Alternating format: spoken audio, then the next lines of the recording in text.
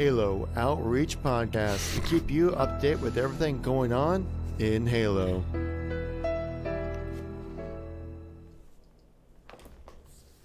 Oh, are we good now? Yes. All right. Welcome, everybody, to the Halo Outreach Podcast, episode number 8. I am one of your hosts, Pat Man, joined by my co-host there, KevinKoolx. Say hello there, Kevin. Hi. And we were on a little bit of a hiatus, so we apologize, but Kevin's got some stuff to go over in the podcast with you guys. We got a jam-packed episode, including topics like new Reach armor possibly being added into MCC. We'll go over some development updates for MCC. Some guy we know went to 343 and met the staff and stuff like that. We'll talk about that. Halo Outpost Discovery has come to an end, sadly. We'll go over the final location, which was Anaheim. We'll go over some Halo Infinite Pro Team news and also some pro stuff going on right now as we speak. And finally, ended off with a Halo 5 playlist update, as we always do for everybody still playing Halo 5. Woo. So, including us, we still play it. So, let's get right into the news here. New Reach armor being added into MCC. Let's talk about that real quick, Kevin. And kind of knew this was going to happen because with the whole season's announcement, it seemed like they weren't just going to have the base armor from Reach. I felt like they're going to add some new things, but it looks like some stuff that was left on the cutting room floor there is going to be added into MCC. As far as what was it, like some sort of data mining that went down? Yeah, so if you guys know who Game Cheat is, this guy kind of gets involved a little bit when it comes to like modding. His channel got popular from doing like modded AI battles through Halo 3. They'd be like elites versus brutes, who would win? And they he modded Halo 3 to have the two sides fight against each other. So he's kind of used to like kind of looking into, going above and beyond when it comes to like searching up stuff within the consoles and stuff like that. And so he recently put on Instagram and put this little thing out. I'm going to switch to my desktop page here so we can just kind of check that out real quick here. All right.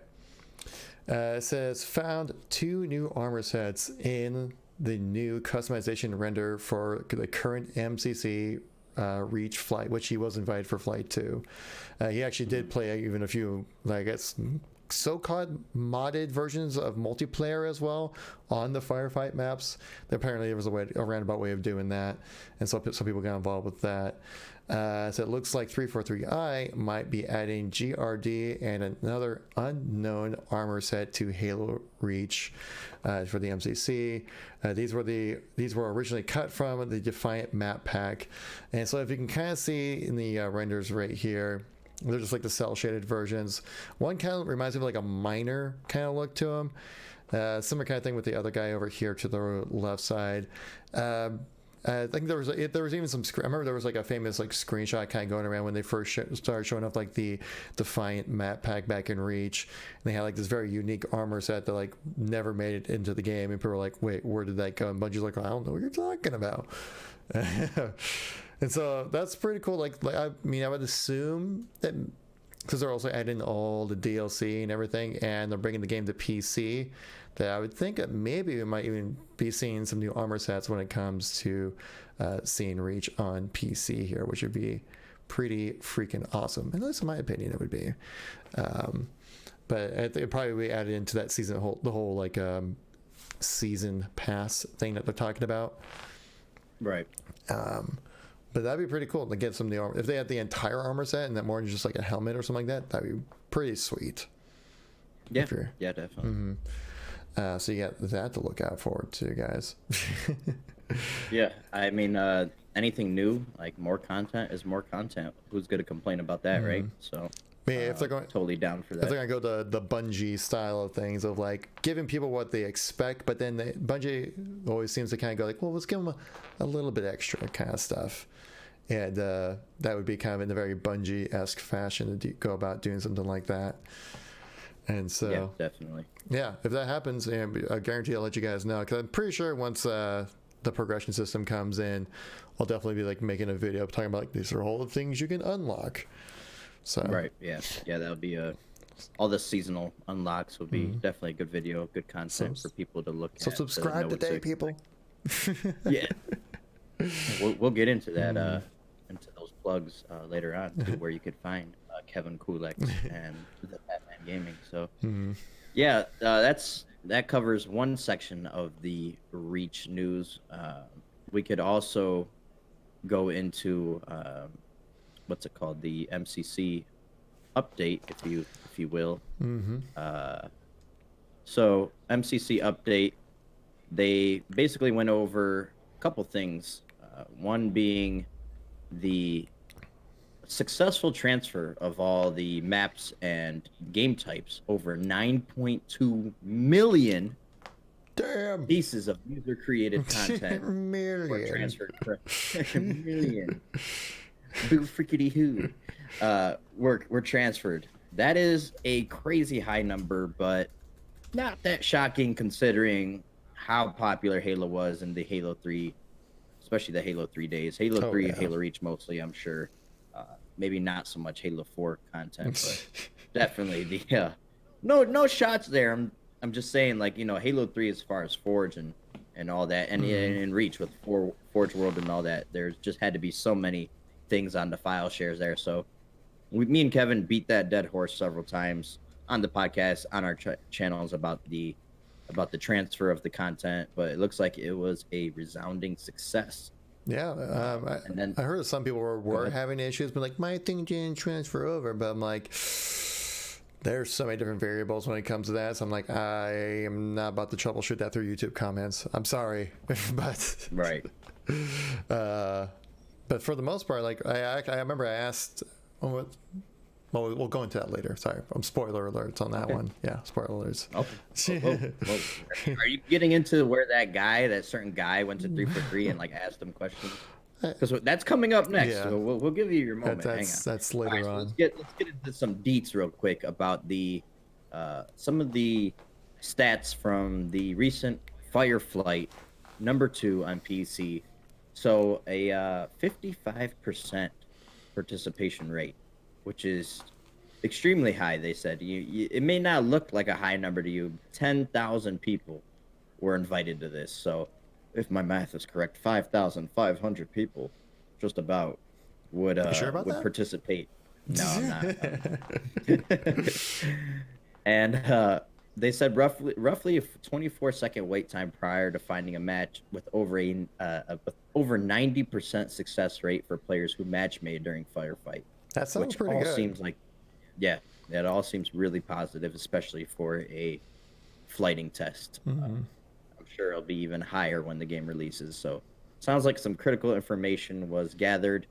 They did mention maybe doing a Fireflight 2.0, right, Kevin? You want to go into that and give the people the news? Yeah, for sure. So, after some of the information that was gathered from Fireflight, I think there were a few people out there, like at least a significant amount of people that were having issues that they kind of were thinking about, well, maybe they wanted to redo or do another version of Fireflight testing, just to kind of get everything that they needed. Postums wrote here saying, I'll just read it verbatim what he wrote down just so we can understand. Prior to analyzing all the data of our Fireflight, we thought we might end up needing to conduct a second one. However, after further investigation, we identified that the information we needed to properly evaluate our goals from the results we collected. This means we have decided to not conduct a follow-up Fireflight and press onwards to focus on PvP flighting, which would be Flight 3.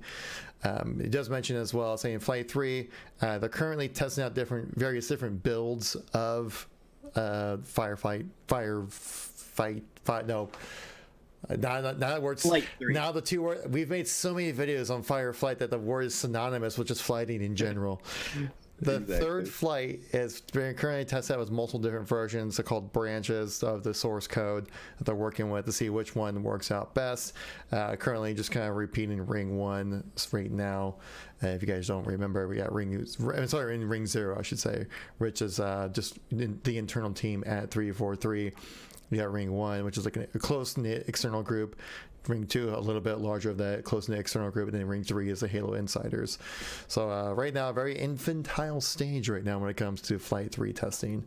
And yeah, it's just a little baby. Just a little baby. And so, yeah, well, I'm a little bummed that there's no Fireflight 2.0, but I'm sure there was probably some gaps in the information that they wanted to bring in, but they're probably like, it's probably one of those things like we could have done an absolute 100% thorough part of everything, but I'm sure some parts probably would have been redundant. And they were just like, we just want to check to make sure things are working properly, you know, a check on a check or something like that. But I think right now they're like, man, we've been working on this for so long. Our deadline, our timeline, we're trying to get this thing out. We just got to push forward kind of thing. So understandable. And plus, what they said that, I mean, you have just over 5,000 people testing out your game right there. I think that would be a significant amount of a pool where you can pull a good amount of data from right there. So yeah, sadly enough, no Fireflight 2.0, but that means we'll be getting Flight 3 much sooner. Right. And I think it's a good thing to mention too, just in case people aren't aware, Flight number 3 will be exclusive to Xbox, and that will focus on PvP matchmaking this time around. So just keep that in mind. We don't know, maybe we'll get another Flight on PC. I'm hoping, because I really want to play the game on PC.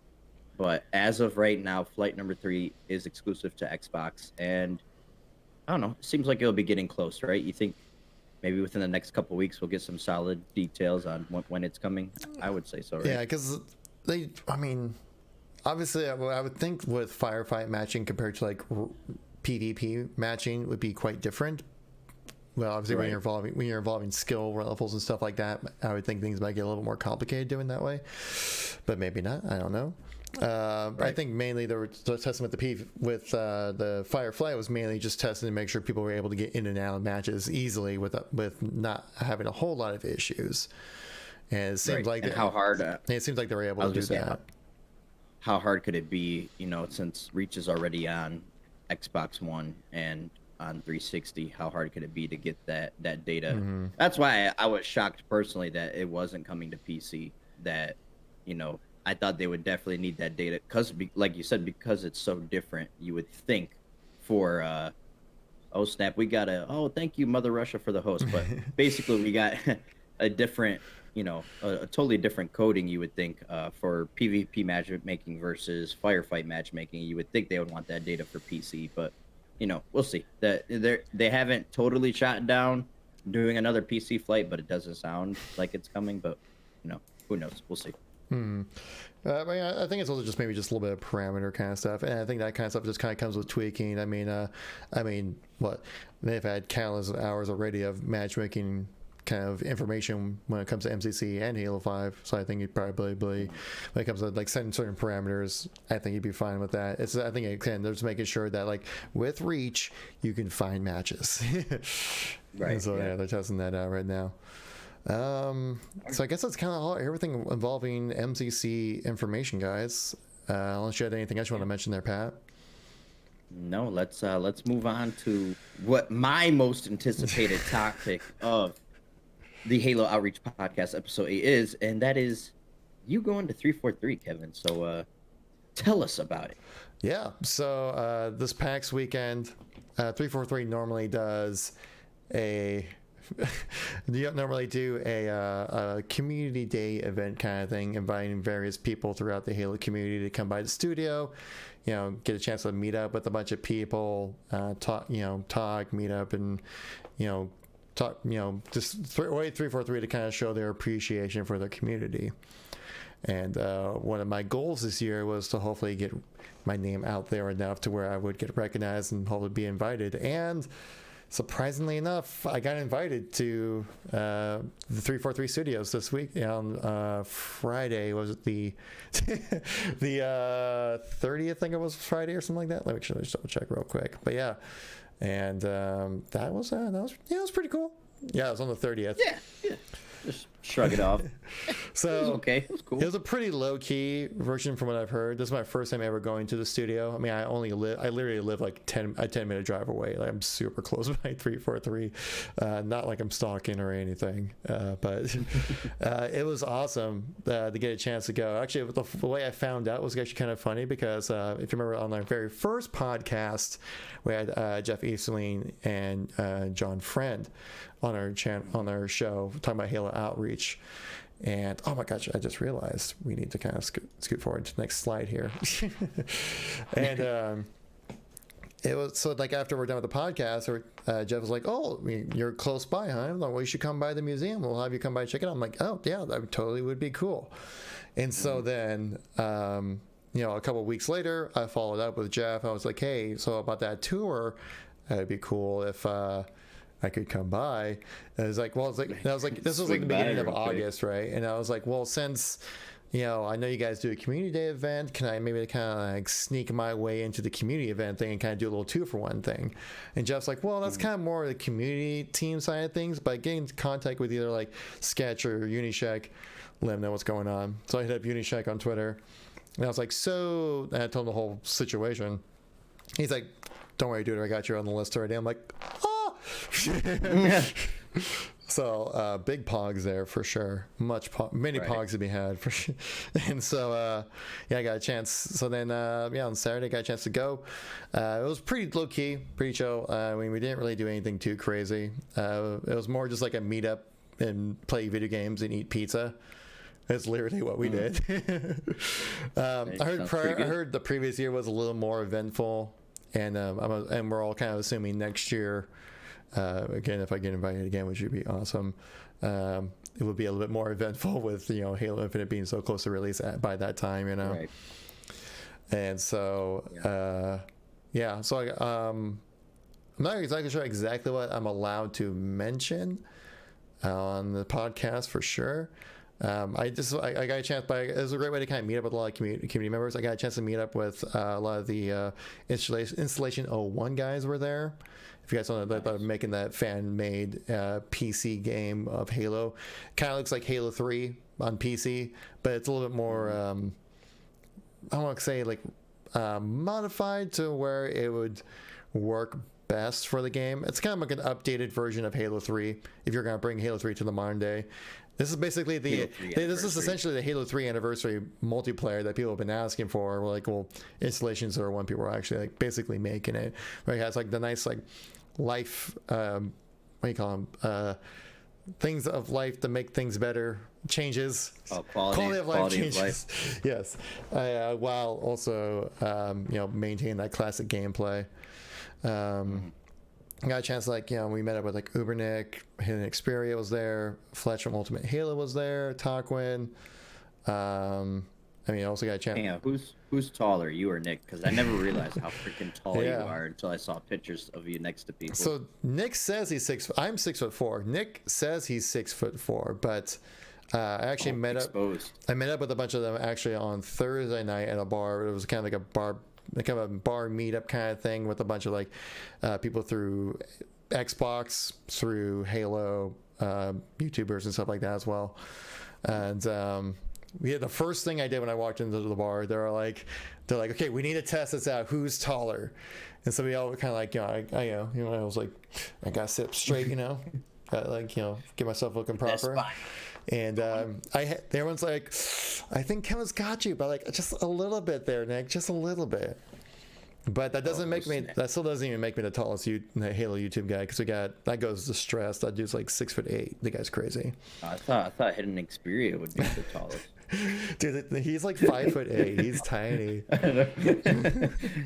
Which actually had a funny thing when we first went to 343. But yeah, so a bunch of like Halo YouTube guys that were in there.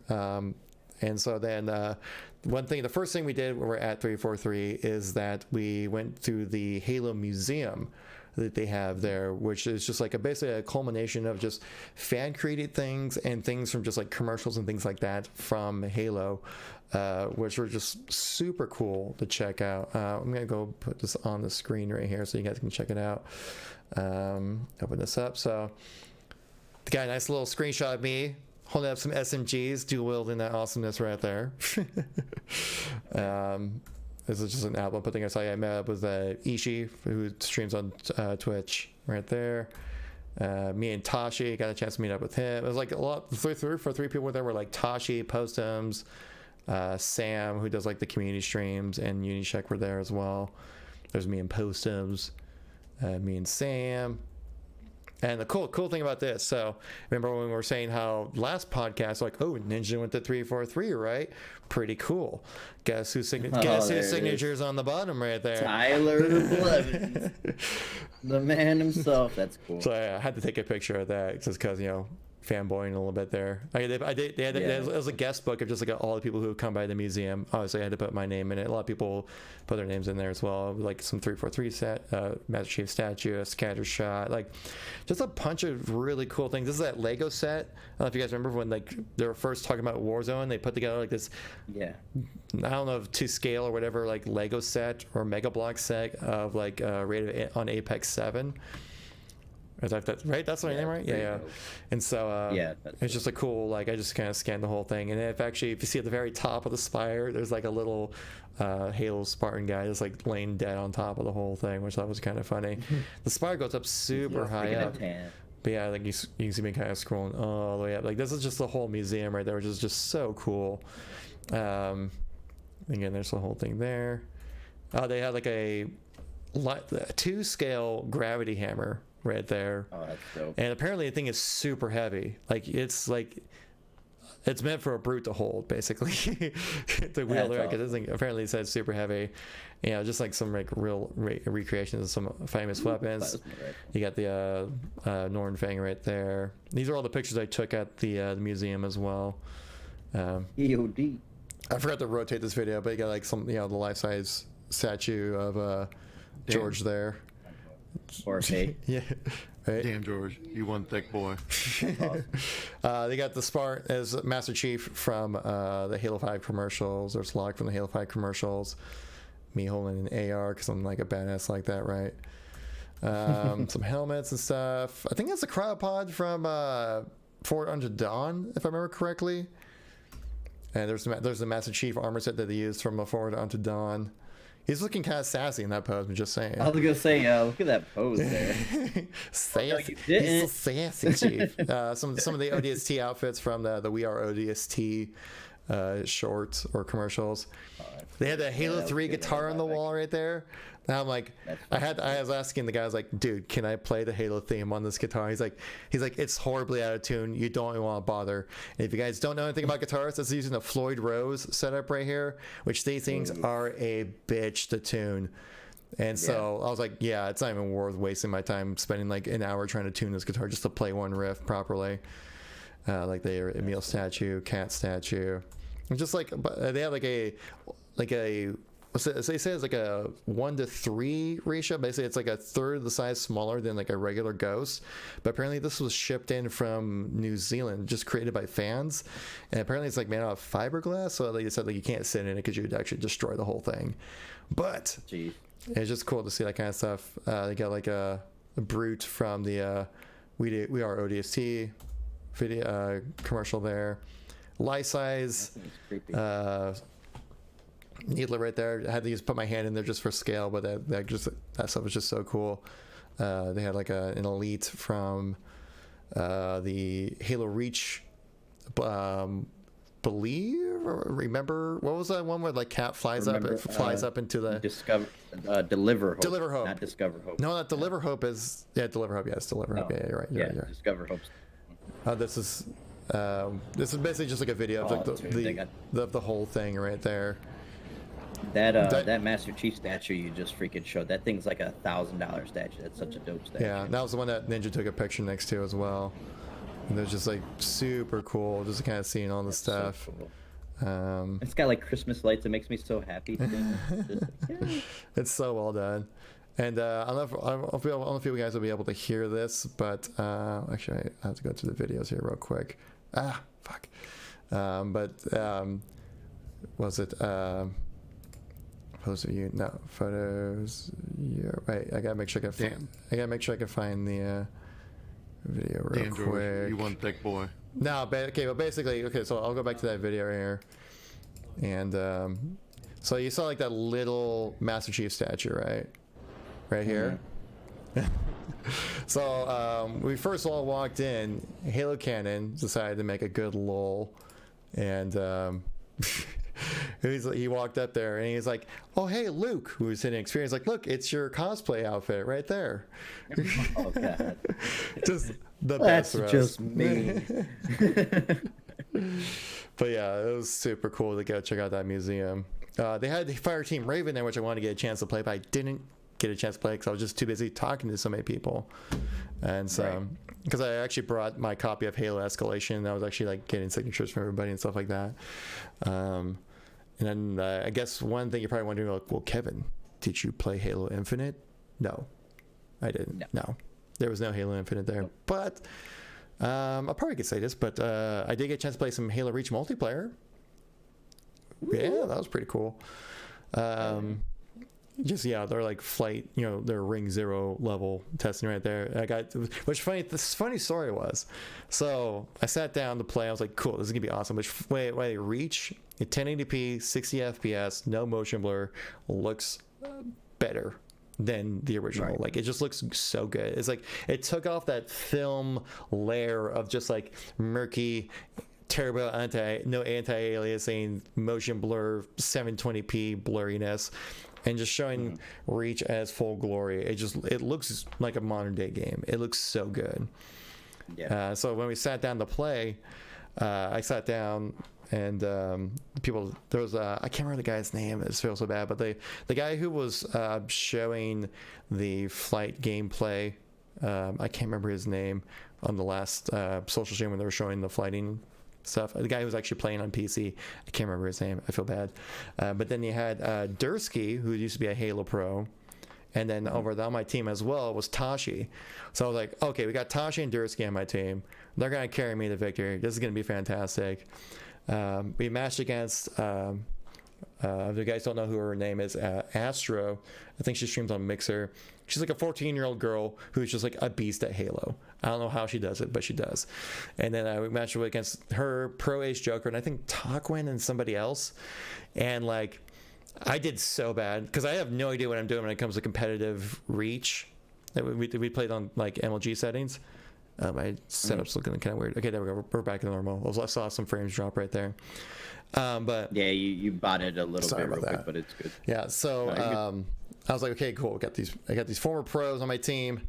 We're gonna win this. I'm decent at the game, so we'll be fine. And but I have no idea what I'm doing. I'm playing competitive Reach settings, and the funny thing is, like, I'm doing terrible. I think I finished like 7-14 in a Slayer match on Zealot, and then across the room I hear Astro yelling, "Why are these kids so bad?"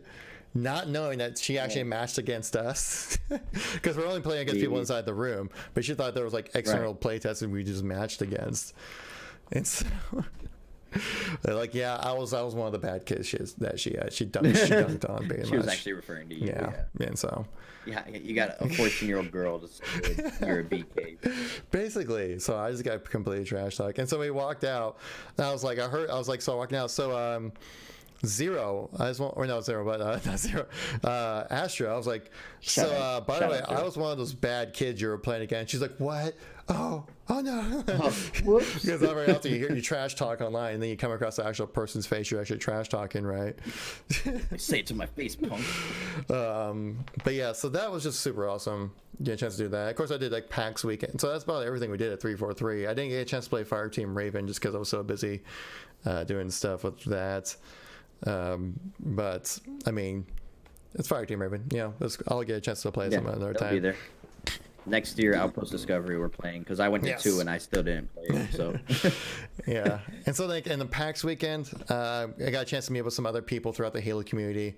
It was just super cool to get a chance to. I just got a chance to meet so many more people this time around.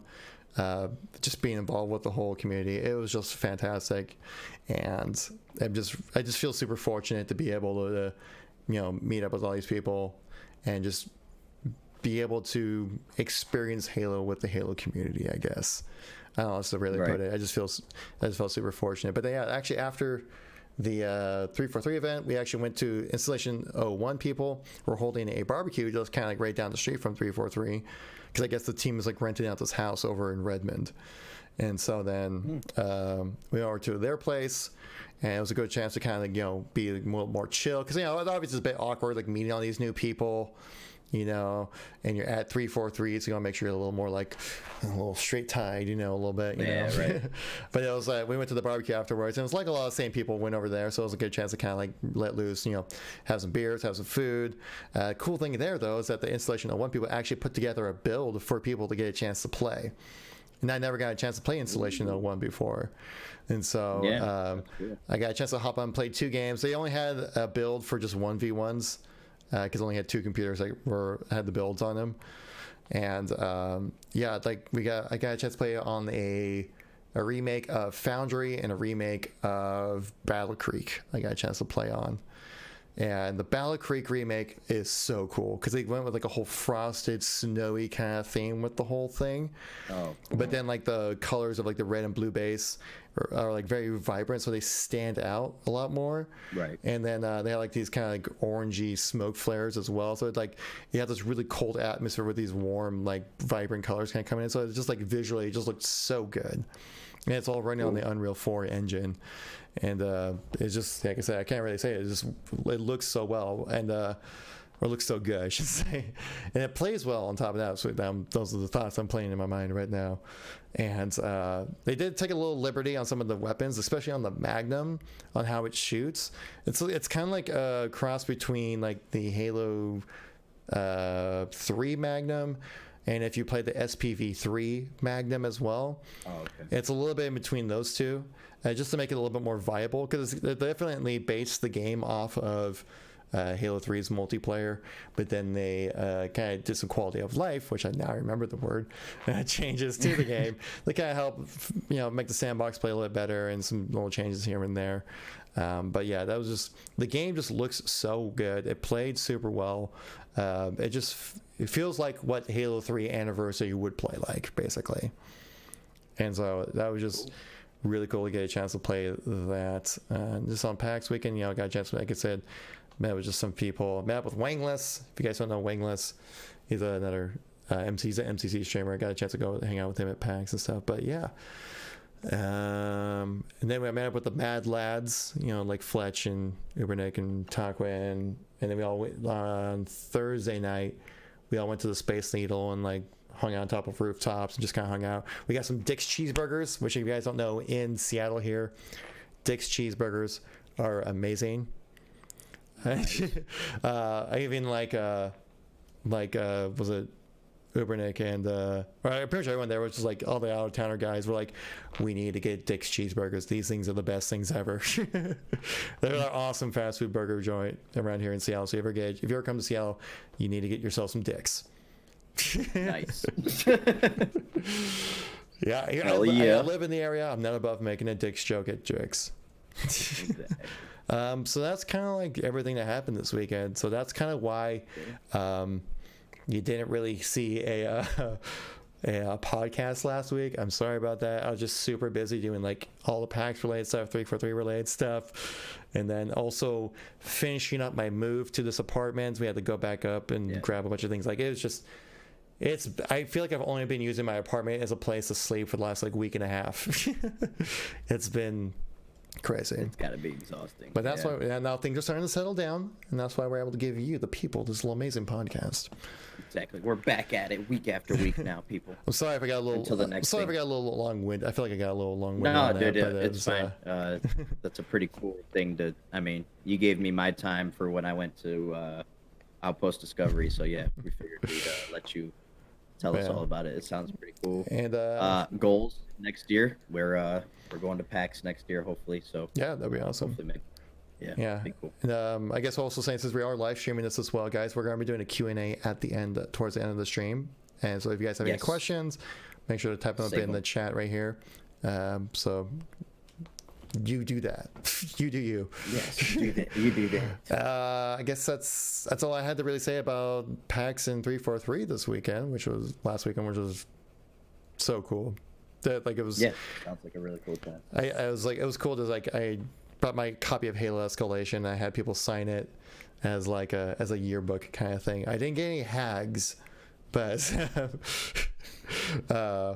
it was just cool. Like I felt like this time around, I wanted to really make like a little memento or kind of notate the whole thing a little bit better. So I really wanted to do that this time around because I don't know, like it's a special time of like my life. I want to look back in like 20 years, and be like, yeah, it was pretty cool, you know? Yeah, if Halo means something to you, that's such a cool. That's like, I don't know. It's like if you're a big football fan going to the Super Bowl and getting like autographs from your favorite team or something, like seeing your favorite team at the Super Bowl. Like it's like, you know, for us nerds, that's such a cool thing. Oh yeah. Like I geeked the F out when just seeing like Sketch and meeting Unishek and all them. I was just like, and Bravo, and I'm like, I mean, I've read all your guys' articles. I've looked. Oh yeah.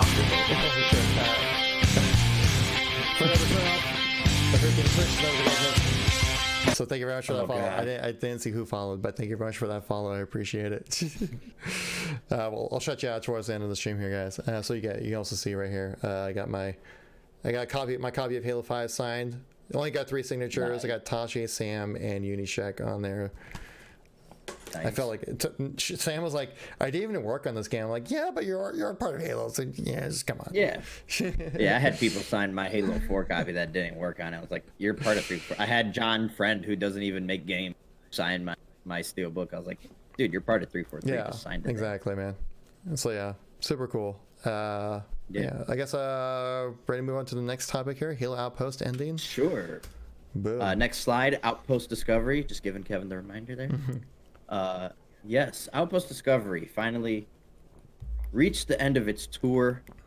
Anaheim was the final stop, which just so happened to be same weekend as PAX. So we're sad that Kevin couldn't make it to that one, but considered it was the closest one to him, it kind of sucks. But there is always next year, because I think after talking with John Friend and Jeff Easterling, it doesn't seem like Outpost is done.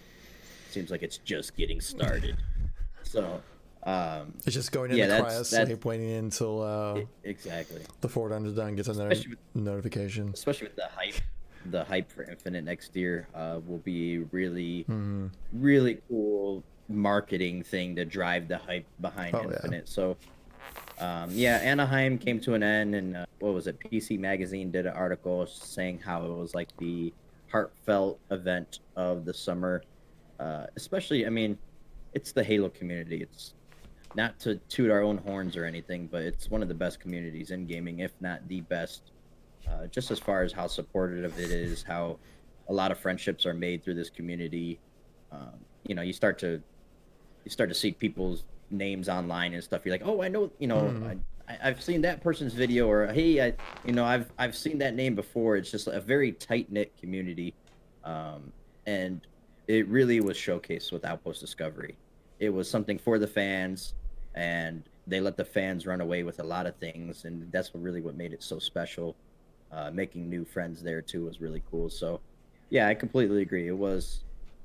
This summer was a summer to remember. Going to E3 Outpost Discovery just blew my mind. Never thought I'd be in a position to even do that. So, I'd like to hear what you think about just from outside looking in, you know, what you think about the event. Obviously, you guys have heard me talk about it enough, so we'll ask Kevin what he thinks about Outpost Discovery and maybe the plans for the future. What do you think about the future of Outpost? I am just super bummed I didn't get a chance to do it this year. Just mainly because I was doing coding classes every weekend up until PAX. Was like the week before PAX was my last coding class, which sadly enough, the weekend of PAX was the same weekend of Anaheim, which would have been the one I would have gone to if I did go.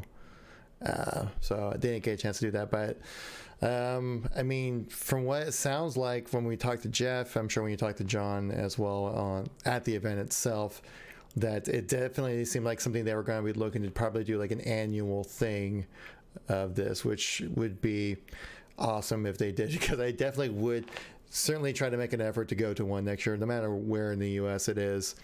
It would be awesome if like you, me, like Jimbo and Rapscallion, and just anybody else in the Halo community, like, like kind of coordinate that and then all meet up at the same one. Would be super cool.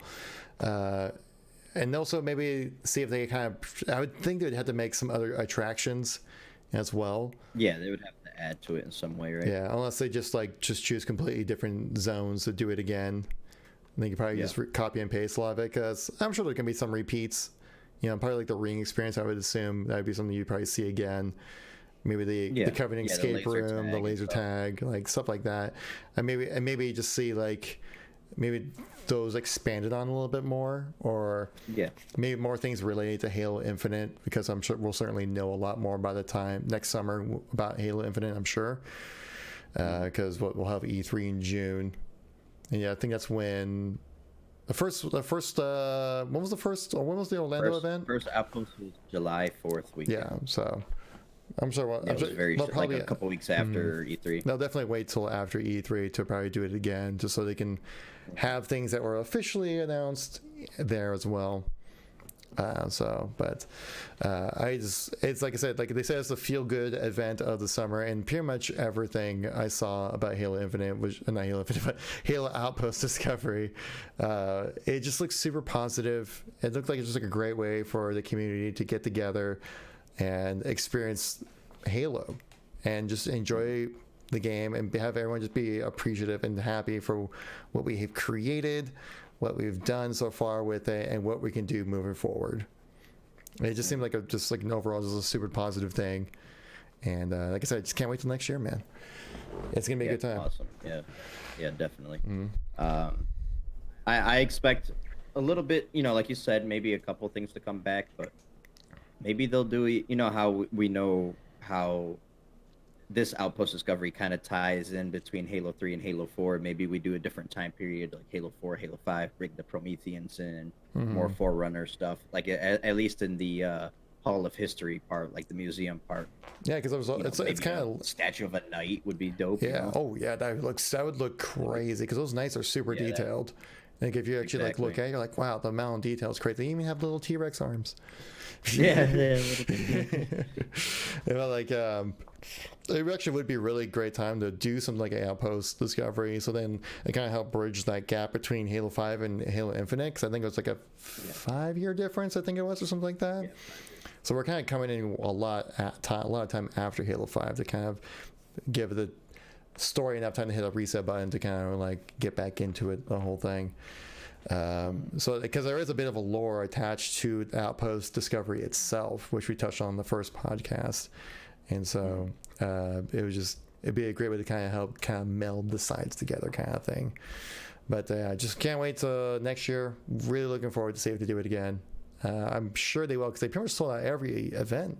I think at least the first 3 events I know they sold out.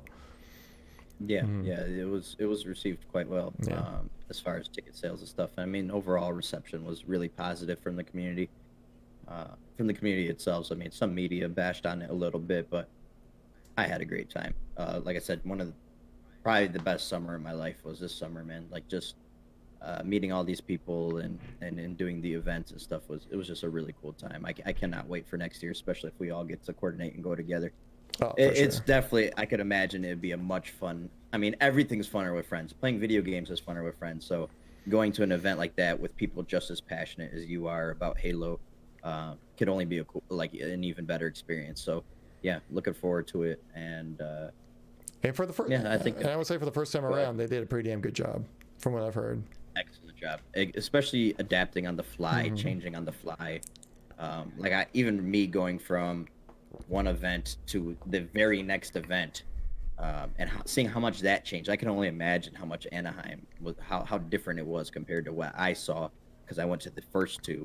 So I heard Chicago was amazing. So, and that was the 3rd event. So yeah, they did a great job adapting on the fly, taking feedback just like they do with the games right now. 343's been very receptive to feedback, very transparent with what they're trying to do, and that was pretty obvious too in the first podcast. They told us exactly what they were trying to do. They told us that it was going to be something that was going to change on the fly, and they were going to be receptive to feedback. So, props to 343 for I think freaking knocking it out the park, honestly. So.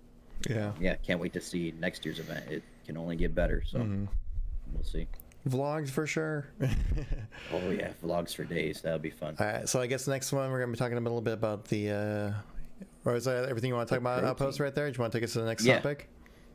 No, yeah, we can go into the Infinite Pro Team being finalized, and we're UGC event going on right now in City.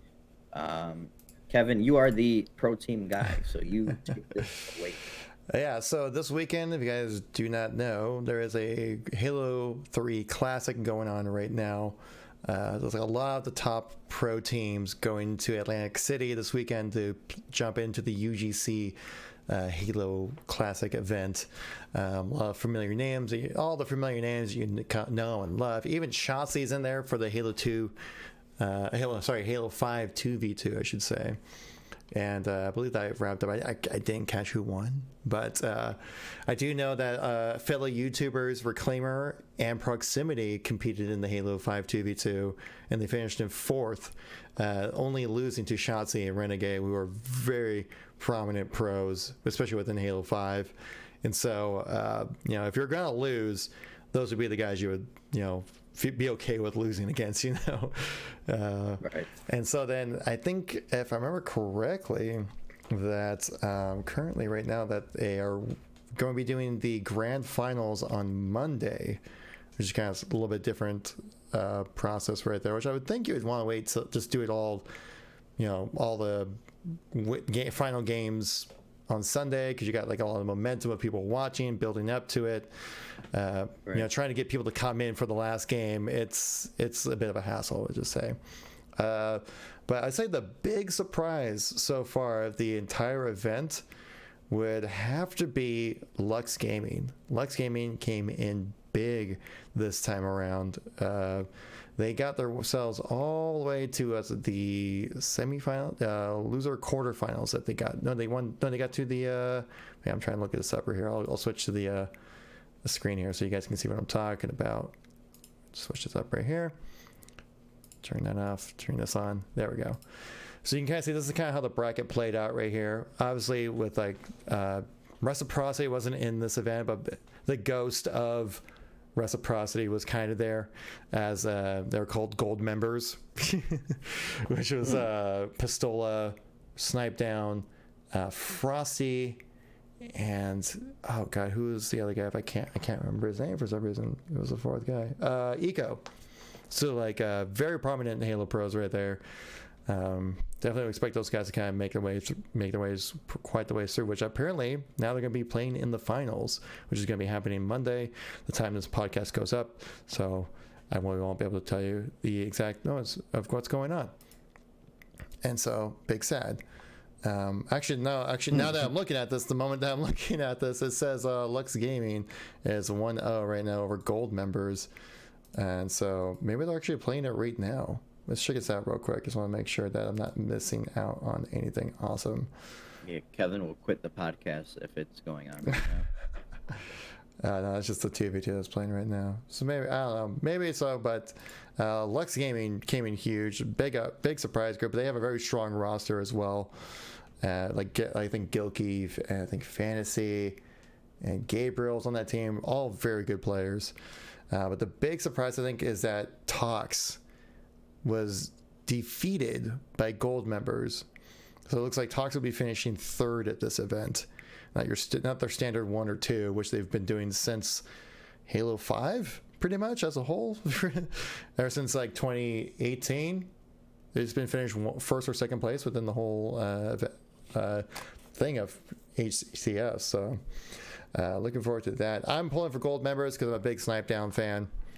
I got a chance to take a picture with Pistol at South by Southwest, so I got my bias on that one. But it's just great to still see HGS live and kicking. The event seemed to be going pretty well from my end, pretty smooth, no hitches or anything.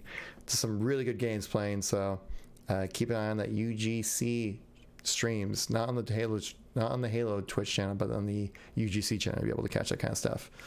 And lastly, I guess we can just come on to the next one, is that the pro team was finalized for Halo Infinite. And you can see right here. Pat, did you want to go ahead and take charge on that story since you kind of enlightened me on the list there? Yeah, so so Unishek posted that the Halo Infinite pro team was finalized, and the members that he listed, he posted like a picture of basically all the members there, as we'll show you. I'm actually pulling up your stream and putting it on mine as we speak. Pull up that list for me so I can read off the names if you don't mind. Okay. Because I don't remember everybody. But here he posted all the team there, and he said from left to right that the names were Hellhavens, Mikwen, L-Town, FPS, Anthony Mijas. Do you know how to pronounce that? Sounds good enough. Mijas. Sounds good. We'll roll with Mijas? it. Sorry if I butchered your name. Mijas? Yeah. BXBY, 343 Gregor, Wes Clutch, Assault CL, and Richie Hines. And that was from left to right. So we have our Infinite Pro team, which is really cool. Which I will say that the BXBY guy is Baby J, is how his name goes by. This guy right here, he's like a competitive CSGO player. He's very familiar with like keyboard and mouse kind of stuff. So basically, you would look at this guy as being like the source you would look for when it comes to how Halo Infinite will play on PC. Is kind of so they're at the Halo Museum there too. I see that Forward Unto Dawn Spartan statue in the back. Yeah, back there. Cool. And the Halo helmet or Master Chief Halo helmet. I swear to God, I played this game. That Halo guy helmet. Master Chief helmet, which I think was at Halo Worlds back in 2018 of April. I think that was there. So that was I think that was pretty cool. That was there. Yeah, I'm just saying. Who's multiplayer lead on Infinite? Is it what's his name again? From Halo 5? I think it's Quinn. Is it Quinn? No, I think it's French. John French, right?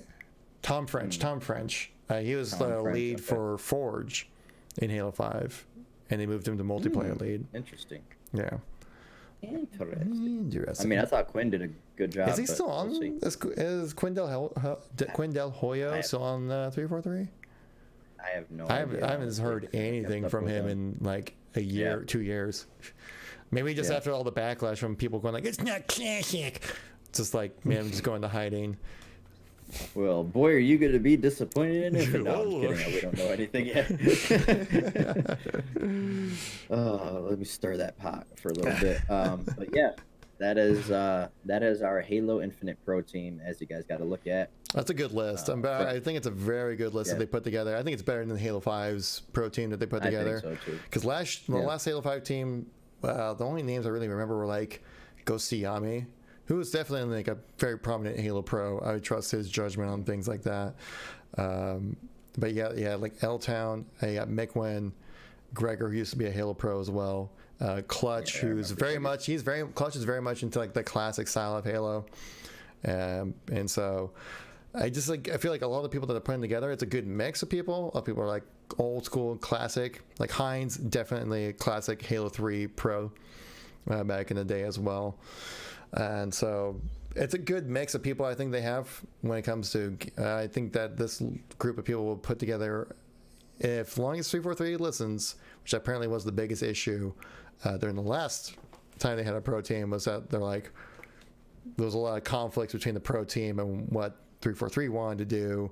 And so, but I think since 343 has kind of turned a new leaf, I feel, when it comes to community engagement and taking in suggestions, that I think this time around that teams like the pro team will, their suggestions will hold a lot more weight than just being like a bunch of guys who just play too much Halo. Yeah. Which kind of worries me, honestly, like a little bit. Like, I don't want the pro team to be the end all be all, because I think a developer should still have a lot of say in what goes on. but there does need to be a fine balance. There needs to be a constant communication between the pro team and the developers. Oh, yeah. And I don't, not to say that the pros don't know what they're talking about, but it shouldn't be straight sweat, all the time. Like, Halo is a fun game. It doesn't have to be sweaty all the time. So obviously with your competitive playlists and stuff, the pro team should have more pull than I would say 343. But with the overall design of the game and where 343 wants to go with game concepts, game design, obviously should be left up to more to 343, but still taking feedback. Yeah, I feel like the pro team will give you a very solid base of what to build off of when it comes to Halo, because I think because it seems like everything about Halo 5's progress when it came to competitive settings was stripping down things to the core aspects of just letting it, so then it's just like skill that gets in the way of you being bad. And I think that this team has a really good list of people that they put together of old and new talent when it comes to Halo. And I think the oldies give us a solid base of what Halo 4v4 matchmaking should play as, because these guys could definitely pick out the minute details, which even you and I probably couldn't even do properly. Right. The percentage of sensitivity, the minute little details that like I'm still learning about Halo 5 to this day, kind of stuff, which they're just like, they notice up in the back of their hand kind of stuff. And just, their level of detail and then what they understand of Halo is much more than mine. I'm just like, did I die because I played that poorly, or did I die because that guy just had some BS tactics, as in sprinting around the corner and Spartan charging me and resetting the gunfight, leaving me one shot because that guy played Halo recklessly. 5 player here. I'm pretty sure that stuff wouldn't fly nowadays anymore. Right. The thing you said, 343, is just the difference between 343's communication and input from the launch of Halo 5 to now is just 9-day difference. And I think the company's really taking in the community's feedback and make sure they're able to provide a Halo game that we all want and love, which is something that basically hasn't happened since Halo 3. So I don't envy the company of 343 at all when it comes to making this Halo game, but that's tough. It's not going to be easy trying to please everybody, because that's the one thing I love about Halo is that there's so many different ways to enjoy it, but that also means you got to respect everyone's point of view of their aspect of what they like about Halo. And there's several different points of view, so. Because people, when Halo 5 first released, people were like, oh, this game is too sweaty, and like all the casual people were like, who it's like, I want to play custom games and just jump in and play like casual Slayer, didn't get their outlet there. People who loved competitive settings, didn't get their outlet because the settings that they had weren't exactly good for competitive. So it's kind of like people who loved a good campaign never got that. So it's a tough job, honestly. I mean, Forge, custom games, multiplayer, casual and competitive side. But that's why I love Halo so much. That's what makes me love this franchise so much. That makes me want to make videos, make podcasts about Halo, because there's so much to talk about. There's so many different ways to enjoy the game. That it's not like Halo's unique. It's not Call of Duty where it's like, oh, the multiplayer sucks. Call of Duty as a whole sucks. Then, right, exactly. No one plays customs in Call of Duty. A lot of people play customs in Halo. Maps in Call of Duty. It's a community driven. Halo is very unique. Very unique. It's always been a complete package kind of game. Especially ever since 3, when Forge got introduced, it just took a whole nother leap forward. But even before that, Halo 1 and Halo 2, great multiplayers, great campaigns, and it's just had that sense. Like, at least it's tried to have that sense. Did you say Halo 1, Halo 2, great multiplayers, great campaigns? Yeah, I think you left. I think you left out a game there. Well, I already said Halo 3. I said Halo 3 was, introduced with Forge, but I was talking about, and I said before Halo 3, Halo 1 and 2. But if we want to go down that hole about Halo, go down that hole right now, okay? Halo 3 multiplayer sucks. I said it, all right? Kill me. Not my favorite in the series, but Halo 2 for life. Big yikes. Jimbo, where's Jimbo and Rapscallion when I need them to back me up? You ready to move on to the Halo 5 new season and new playlist that got rotated in for the week? I think so. I think I'm prepared. Right, I'm cool. ready for that. I'm Okay. willing to let that So- in right now. New season for Arena for Halo 5 was just introduced, September 2nd, was it? Sounds about right? Yeah. Yeah, fuck it. We'll go with that. September 2nd, we'll go with that. We'll roll with that. And a new, two new playlists got rotated in, one for ranked, obviously being head-to-head, which is your featured playlist for the week. I tried out one match of that, and it was actually a very good match, but the guy was way outclassed me. He beat me by like 2 kills, and I was mad, so I never played that again. And Action Sack got a refresh, which was kind of big news.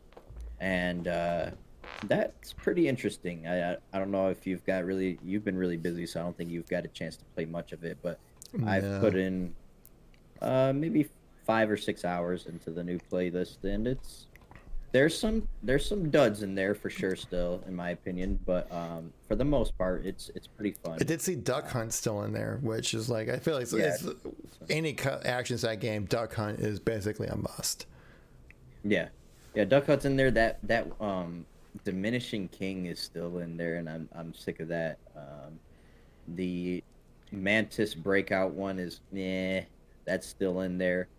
I'm trying to think of the other one I don't like. I like the Bug Zapper one. It's like there's a big fucking Bug Zapper in space, and it's an infected game mode. So you have like a plasma pistol. You're inside the Bug Zapper, and everybody else is in wasps around, and they're flying around. And if you fucking hit them with the EMP, it brings them closer and closer to the Bug Zapper, until eventually you just zap them and they become infected. It's a really cool game mode. Now, did they put like so obviously it looks like, I'm looking at the picture right now, I have it on stream, where it's showing like they have like flies that are flying around the Bug actual Zapper. flies. Are those controllable, or is it just like on like a script? No, they're on a scripted path. Okay. But you use them as like cover and stuff. It's pretty cool. So so you have people that are in the Wasp. What are the people in the Wasp shooting? Shooting the people inside the Bug Zapper. Oh, there. okay, So I can see now. Yeah, if I zoom in. Yeah, like you quite see a the bit. little green people. Yeah. You can see little people in there. If you're infected, you're in there with the and then there's there is a light rifle in there too that you can grab. That when you ADS with it, it has an EMP effect too. But you really got to like lead your shots because the wasps are so far away. But eventually it starts to like, I don't know how to fight it, but eventually like you start to get brung closer and closer in, and eventually you can work your way back out. So there is a chance that you just get locked down with the plasma pistol, but it's a very cool game mode. There's like the one where the tower where you just like freaking just ground pounding over and over. I've seen this one. Cool. I've played this one before. Yeah, it's called a ground pound arena, where really you're just ground pounding constantly over and over again. The one that you change dimensions, it's called, I forgot. It's a Slayer game mode. I think it's towards the top of that list that you're looking at. That one is really freaking cool too. Really cool idea that somebody came up with. That Harry Potter one was kind of fun. Is it called Shift Slayer? This one right here. Yeah, Shift Slayer. So how does that work? Basically it's a Slayer mode, but you eventually have a power up that just spawns on you and you can use, and it sends you basically to another dimension. So there's 2 sides of the map, and when you go to that other, like you'll see if somebody's in a different dimension than you, see like a little floating glowy orb around the map, and then they could switch dimensions and get into your dimension and kill you. So it's really cool. It's crazy. It's super sweaty. It got like super competitive. People are teabagging and stuff in it. But it was a good time. It's like such a clever game mode.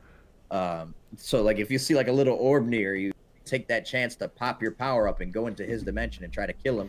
Or you could be waiting for you because he could see your little floaty orb too. It's crazy. a really cool game mode. That is crazy that they're able to pull that stuff off in Forge. Wow. Yeah. That's insane. I'm kind of curious, is the Pig of the Hill? I mean, we got like a pig. I heard that one's That's like I just see like a pig on Coliseum, looking quite glorious in this screenshot right here. But also on the Halo Waypoint update here, they do provide links for all the other game modes as well. That Knights of the Mantis is kind of boring. I mean, it's a cool idea, but it's just like a wave-based design. Like it's just like mantises coming at you, and you just destroy them. I played the original one when it was first just released to the community, which I played that and I thought that was awesome. It's basically kind of brought like a horde mode zombies like kind of game to Halo 5, which I thought just played super well. And I do have a video up on it on my channel. It's like an old video, but just kind of a little bit of a highlight video kind of that. But it was super fun. Quick plug, you know. But I mean, Action Sack needed a refresh, so I'm glad it got it. Like I said, a couple of duds in there, but for the most part, it's a nice change of pace. I miss Rock and Rail already. I missed I ranked up twice during Rock and Rail, so that was nice while it freaking lasted. Yeah. Look forward to that coming back. But yeah, so now in Halo 5, so you have Action Sack is double XP and the head-to-head is double XP. Yep. How are the XP gains to that compared to like other game modes? Like, if you had like a legendary boost on, you still get like 10,000 XP for an Action Sack game.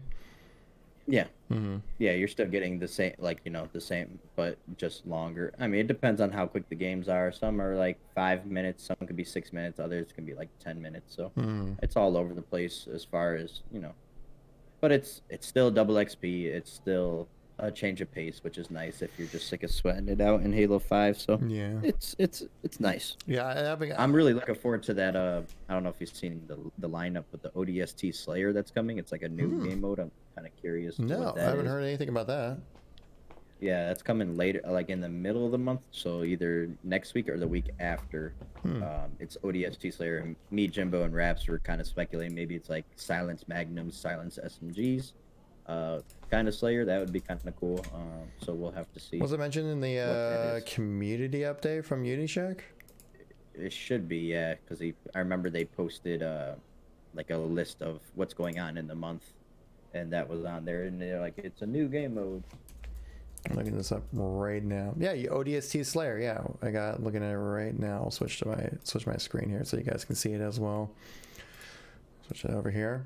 So yeah, so we have, was it on the 8th? So on the 12th is the next time these game modes are refreshing. So we have Anniversary Throwback rotates in for Rock and Rail. So I'm guessing that's Halo 1 then, I'm guessing, when it says Anniversary Throwback.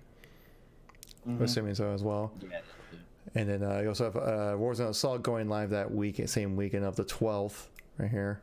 And then, yeah, you have ODST Slayer. It's a brand new mode, rotates in for Action Sack on the 19th. So I'm guessing, like, yeah, definitely SMGs. You definitely would see the TAC Mag in there for sure. 100% on that. Probably TAC Mag Stars, actually, would probably be going. So it'll be interesting to see how it plays out. Obviously, with not be able to see yourself on the radar when you're shooting. We'll see how it goes, But we got those modes coming in for Halo 5. Nothing really crazy going on with MCC. No updates. I don't think last time I saw was like the Halo 2 update, which I think we touched on in the last podcast, if I remember correctly. Yep. So you got that to look forward to, guys. And freaking bugs in my face again. Get out of here and trying to have that. It's that beer. It's attractive. Oh man, it's looking good. Oh, it's definitely good looks there. But yeah, I literally haven't played one game of Halo 5 since the new season update, mainly because I've been playing Gears. Yes, yeah, I was just gonna say it's a good transition into what we've been playing here. So yeah, let's talk a little Gears 5. How far are you in that campaign? I am still in Chapter 1. Chapter 1 or Act 1? Chapter 1. Oh my god, you've played like 5 minutes? Yeah. Yes, about. I got to the part where Marcus Phoenix talks to like the head. Spoiler alert! He talks to like the head president lady. Oh yeah, the Jin. I think her name is Jin. Yeah, Jinn. Yeah. And so that's how far I got into the game. So not very far. I did stream last night. It was my first live stream in like a week and a half. I got a chance to play. I played a lot of Horde mode, playing as Emil because I wanted to put together like a gameplay review of like Escape and Horde mode for Emil. because obviously being a Halo channel, talking about new things happening in Halo and meals and like the newest game, hottest game that's out right now. Obviously, you're gonna talk about it. Currently losing subs on my recent video about Emil, butts and gears, but whatever. But like, what is this? I think that this is probably going to be the best Gears game since Gears 3. I would say. I really like it. Because I played Gears 4 and I kind of lost interest about halfway through the campaign. I think it was like right before you meet Marcus Phoenix in Gears 4. That's exactly where it picks up, dude. Yeah, Like, you were telling me that. Like, that's exactly really where the game starts getting good. I'm like, you literally have to play it. Well, I'm like, what? You have to get 10 hours into the game to where it actually starts getting good. Halfway through the campaign is where it totally, like, if you just chop that first half off with all the robots, as soon as you meet Marcus, the game picks up and it's so good. And from like that point on, and throughout the entirety of Gears 5, it is amazing. Like, the ending of Gears 4 is fucking awesome. Like, yeah, I highly recommend going back and playing it, but the first half sucks. Gears is so slow. The Gears series has always had really good campaigns, and like Gears 1 through 3, I consider them like a masterpiece of like FPS campaigns. Like, they're not FPSs, bro. They're third-person shooters. God. All right, that's it for the podcast, guys. Good talking to you guys, and this is the last episode. Bye. Yeah, we're done. Never talk to each other again. Oh man. But Gears 5, I beat the campaign. It is my favorite Gears campaign ever. Really? I can say that. Yep. Wow. I loved it. It story-wise, it's kind of bland at first, but the environments and stuff really make up, and the pacing is really good. That's my favorite part about it. There's not really boring, sluggish parts like there was in Gears 4. Even Gears 3 and 2 had just parts where you're just like, okay, I could do without this part, and it would be, be good. But the story really takes, like, it picks up towards the end. I won't spoil anything, but definitely picks up towards the end. But throughout the whole thing, I enjoyed all the gameplay. It just flowed so nice, and the environment. Like Act 2, dude, once you get to Act 2, the game literally opens up, and it's like, wow, these huge environments are fucking I heard awesome. they have like an open world kind of section. Yeah, very light open world, very, very light, but it's different for Gears, so it's not as linear. So it's definitely different, and it's definitely cool, and the environments are fucking beautiful. Like, it's just, it's gorgeous. It's definitely that, and Red Dead 2 are the two best looking games I've played this gen, and I honestly would probably give the slight edge to Gears because it is just that fucking gorgeous. Gears has always been known for its graphics. Yeah, they always push the engine. been top notch. Yeah, like even back in the original Gears of War 1, that was like the game that showcased the graphical capacity of the original Xbox. Which, like, and this one takes a big leap, dude. Like, this one from Gears 4 to Gears 5, like the character models and the environment, it's a big fucking leap. Which is surprising that they're squeezing that much more out of the Xbox, even the base Xbox One. And it runs super really well. Like, I played it on, it's optimized really well. Like, I'm playing on Xbox, like no hitches, minimal to no frame drops. I even tried a little bit on PC as well. Like, I did, like, they have like a benchmark feature, which I think is awesome, which like every game I feel like should have now at this point. They did the same for Gears 4, and like my PC setup isn't the best, but it's all right. Like, I have a GTX 1080 Ti, and then I have an i5 2500K, which is a little bit of a dated CPU. But, like, I was able to run the game, like, ultra settings, they called it, which I don't know how ultra Gears 5 really gets. It's not like, I'm sure it's not like, Battlefield 5 Ultra, but, like... What did you download? There's a... Like, in your settings, when you click on ultra, it actually asks you if you want to download the ultra texture pack. Did you do that? No. Download the ultra texture pack, because I had it just set to ultra at first, and then I went into the settings, and it's like, do you want to, like, underneath where it says ultra, it's like, do you want to download the ultra texture pack? And I'm want to download Ultra Plus for an extra $5? No. And I was like, yes, please.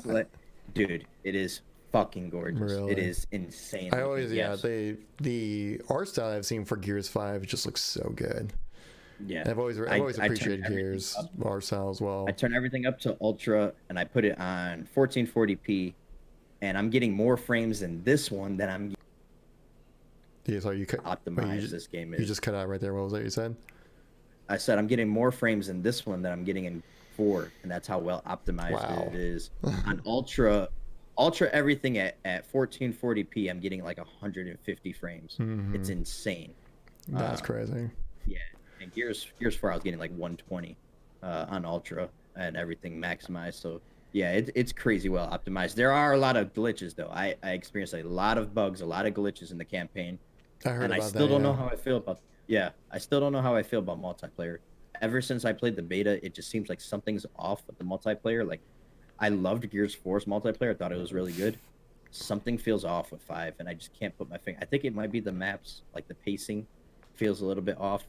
I actually But tried Gears 5 multiplayer on stream last night, and a lot of people abusing the third-person camera angles, like literally just like Oh, yeah. sitting at a corner, watching a high-traffic zone, and then they're just literally just sitting there abusing third-person They're camera not even angles. in cover. They're just like fucking standing there, gun ready, just waiting for you to. Oh my and then god! just pop out. Bah! That's the one. Yeah, That's the one thing I always like triggered me about Gears multiplayer. Is like people abusing third-person camera angles. That's why I've always kind of leaned towards first-person shooters, just because of that reason in particular. Well, yeah, I thought. But Gears I does thought a pretty Gears was good. a Gears FPS. still does a pretty good job. Like even if a guy's like leaned up against cover, you can still see like his character outline kind of peeking Yeah, they're a little they're so bit, bulky. either like above the cover or on the side, something like that. So they're not like 100%. They're like 99% in cover still, but you can tell that they're there. Yeah. And that's the most important thing. And the audio's always really good too. Like you could one little movement and you hear everything, so you'll know when somebody's near you.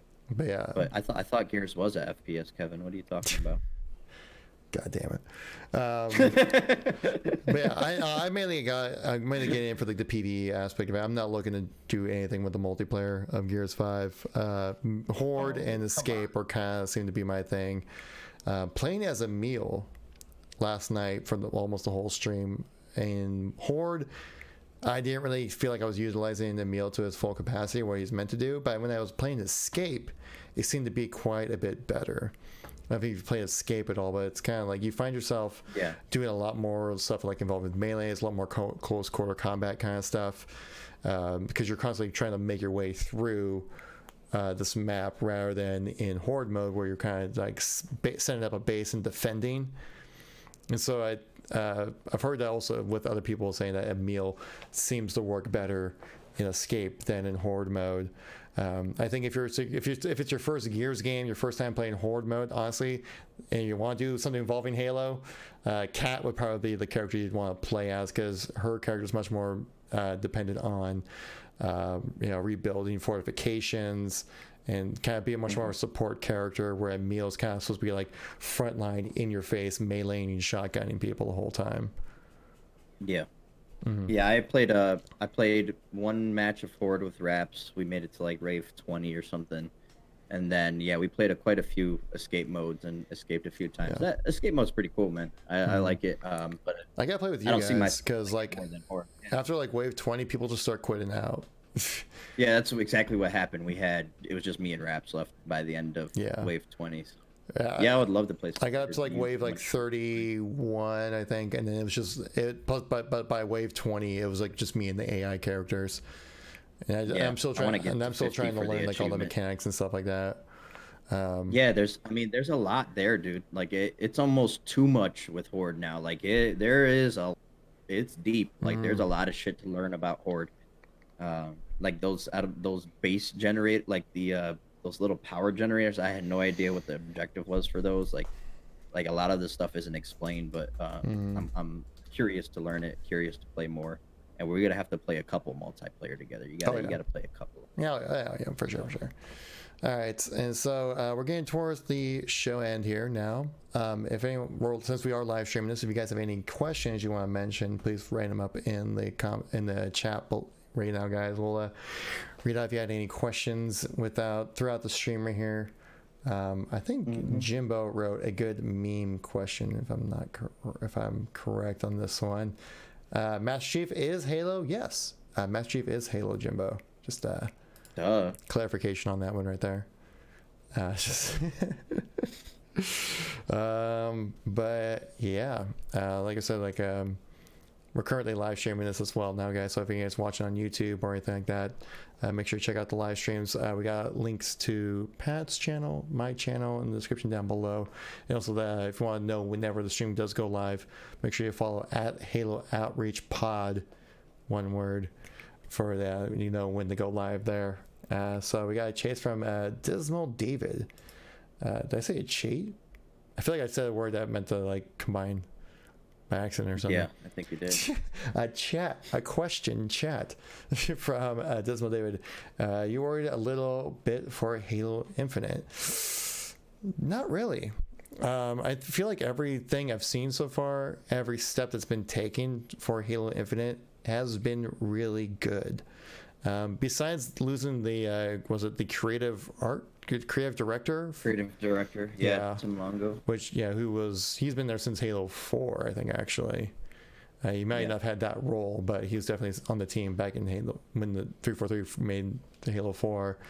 But other than that, but even then though, like there wasn't really much in the way of like saying that like there wasn't really much drama involved with that. So I think that was the only setback, which really he was more middle management guy. As long as Chris Lee is still, steering the ship, I think we'll be fine. If Chris Lee gets up and leaves 343, then I would cancel your pre-order. But I think right now, everything I've heard and seen from the game, it just it looks amazing. It looks like this is gonna be like the Halo game where 343 gets right for everybody. I'm not worried at all.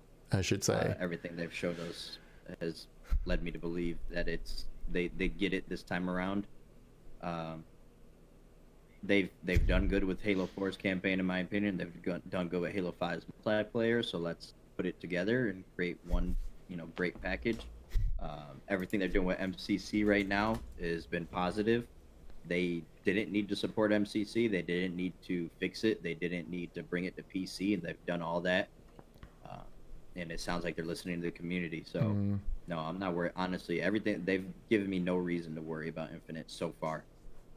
If something changes, then yeah, we'll talk about it. But right now, I'm more hyped for this Halo than I've probably ever been. Honestly, I'm really, really, really hyped for this Halo. Cannot wait.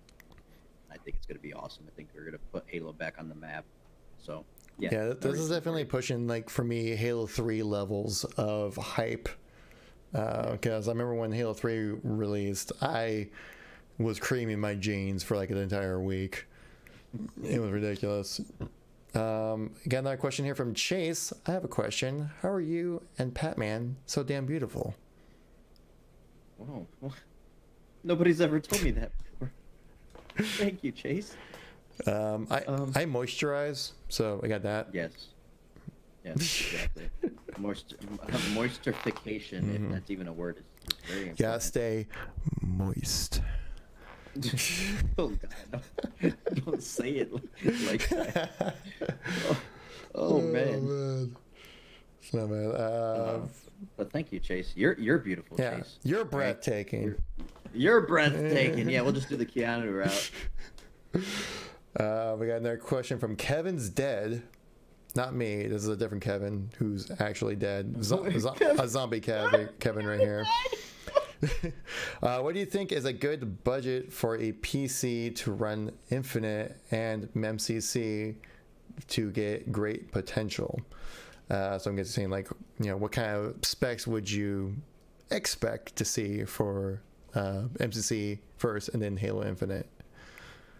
For budget, I would say out of $1,000 would get you a decent PC that could run Infinite and MCC pretty, comfortably. It also kind of depends what you're planning to do with Infinite as well. Obviously, for Pat and I, we're going to be doing like live streams. We're going to be rendering videos. So we're going to need a little bit beefier of a PC for those reasons. And also it really depends on graphics cards because they're really inflated at the moment because of cryptocurrency mining. Because I remember like back in 2013, I think it was, when I bought a GTX 770 when it was brand new. It was $400. And then I recently upgraded to a 1080 Ti back in winter of last year. I think it was winter. Must have been that long. Damn. No, it was like in the spring. It was in the spring.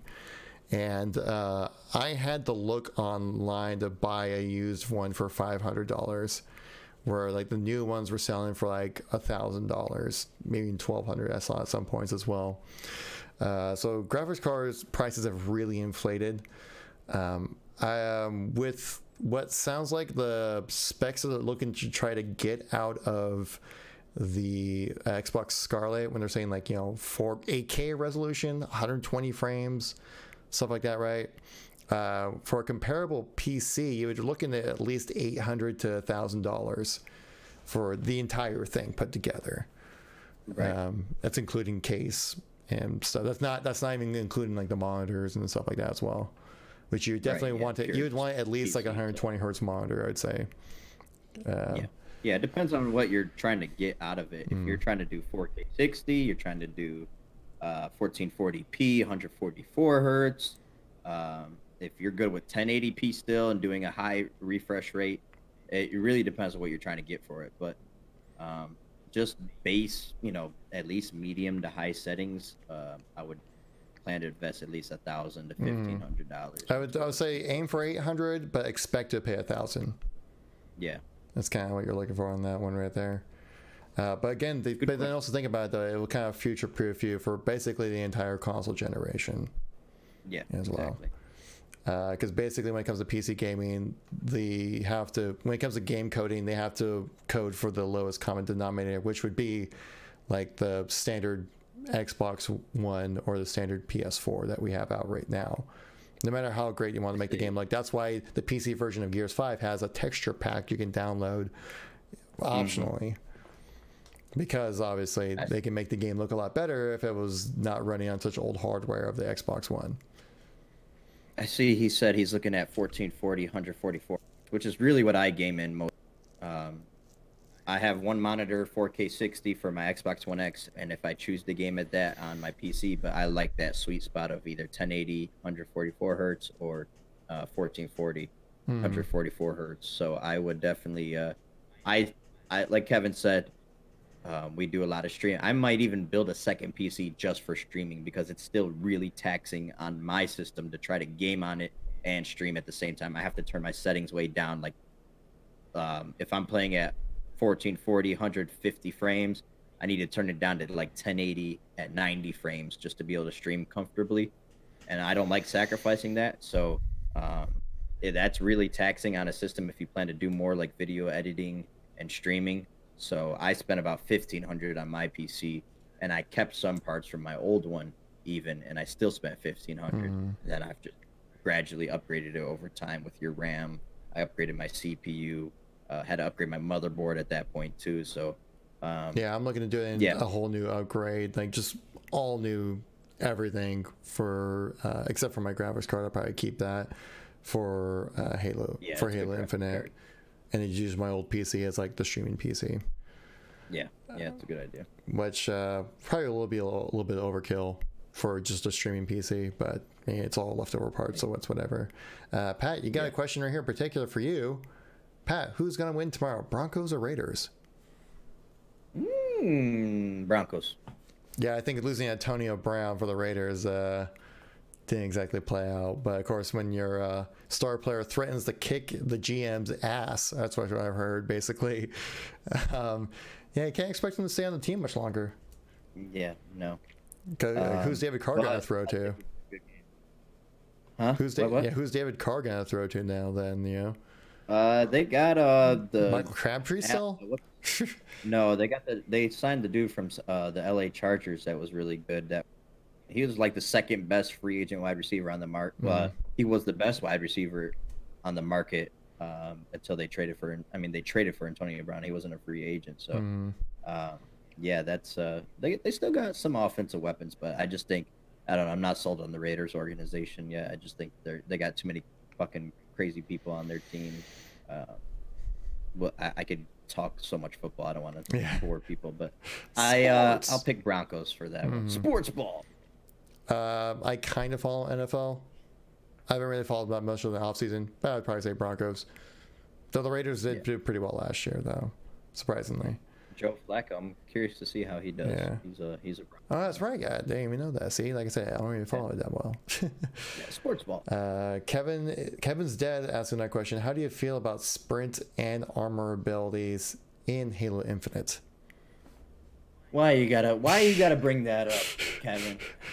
Is there any horses to beat? Here we go. Here? Podcast is gonna be 2 hours. Are there any horses to beat up around here? Looking around. And Any dead ones? Yeah, Preferably any dead horses to horses. beat up around here? No. I think sprint's probably gonna come back anyways. It's just like sprint's been in Halo longer than Halo has been around than sprintless Halo. Yeah.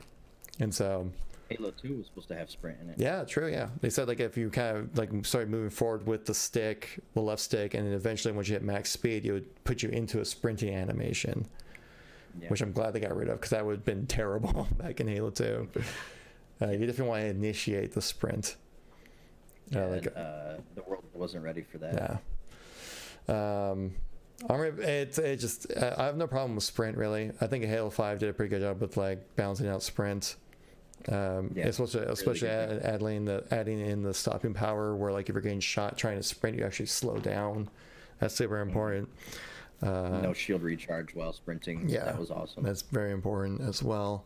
So I'm pretty sure they probably keep that rather similar, and especially since it's a game mechanic that like casual players come to expect in a shooter game.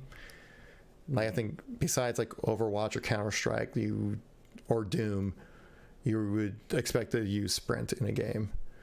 So it definitely, for me, I'm indifferent with it. I like Halo without sprint. I like Halo 5 with sprint. And so it just kind of depends if you balance your game out properly with those abilities. Armor abilities like Halo Reach or Halo 5, keep that stuff out of competitive. Just straight up. You can't don't make Halo into a hero shooter. You need to have, that's the great thing about Halo is that there's consistency within the gunfights, and so then it leads up to just like your skill and knowledge of the game that gets in the way of you doing well. But when someone just drops in an armor lock, yeah, that's a bit annoying. But if you put that stuff like in BTB, it actually probably would work out really well. But when it comes to like 4v4 Slayer stuff, keep it out. I think for BTB stuff, sure. Just because it's random and crazy enough to where, yeah, you can get away with that. I'm gonna keep my answer very short and sweet. Sprint, yes. Clamber, no. Thrust, yes. Ground pound and Spartan charge, no. That's how I feel. All right, so I'm just kind of scrolling through the chat here, guys. Sorry, I was kind of holding off on reading other parts of the chat, just kind of make sure we didn't miss any questions or anything. But yeah, Kevin's dad said yes, Broncos. That's what I wanted to hear. Glad I passed the test. Yeah, keep the arena shooter and arena shooter. That's definitely my same feels as well there, David. But I think that's about everything to go over. You have any questions in your chat there, Pat, or are we just kind of good to close it out? My chat's dead. No. Kevin's as dead as Kevin. No, your chat's not dead. Your chat's waiting. They're lurking. But yeah. So yeah. Good episode. Good to have you back, Kevin. Welcome back. I'm sorry. Life. Life's been crazy the last week and a half, but things have leveled out now. We're good to go into future episodes, going back into weekly episodes of the Halo Outreach podcast. Yes. Mm-hmm. All right. So thank you everybody for coming by. Yeah, I appreciate everyone coming by the stream. Appreciate it. Thank you very much for the new follows as well. Pat, you're on YouTube. Yes. You're on Twitch. You're on Twitter. How do people find you? Oh, thank you for asking. That's so nice of you. On Twitter at the Patman Gaming, as Kevin so lovingly put under me. Yes, right there. And on Twitch and Mixer at the Patman Gaming as well. And on YouTube, just Patman Gaming. Drop the. Just Patman Gaming on YouTube. Kevin will link it all down in the description below if you're watching on YouTube. And if you're listening on Spotify, you guys audibly heard that, I hope. go ahead and help me get to 1,000 subs by the end of the year. That's what we're trying to go for. So, yeah, woo! Kevin, where can people find you? Well, looking at the screen here, if you're watching on YouTube, got the link right. That's my Twitter handle at KevinKoolx Halo. You can go to youtube.com, youtube.com/user/KevinKoolx. Make sure you add in the X because apparently there's a Kevin Cool who does Minecraft, used to do Minecraft videos. He got more popular than me, so now he takes over the search engine searches. Freaking jerk. So make sure you add also Halo at the end of that too, and you'll find it just fine there. Like I said, Twitter's right there, YouTube right there. I'm on Instagram as well. I've been posting a lot of my pictures from my 343 Oh my gosh, visit. Kevin, guess what? Oh my gosh, we just got a new subscriber from David. We have Dismal a brand new David. subscriber. Dismal David! My favorite